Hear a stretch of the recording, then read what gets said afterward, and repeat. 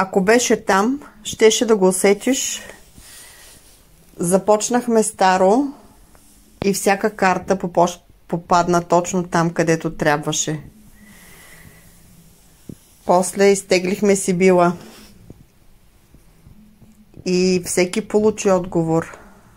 По време на медитацията рейки потече, енергията се усети. И после хората започнаха да рисуват и да разбират без думи. Накрая се събрахме в кръг и всички казвахме едно и също нещо. Това не беше просто среща. Това беше преживяване. За мен ново начало.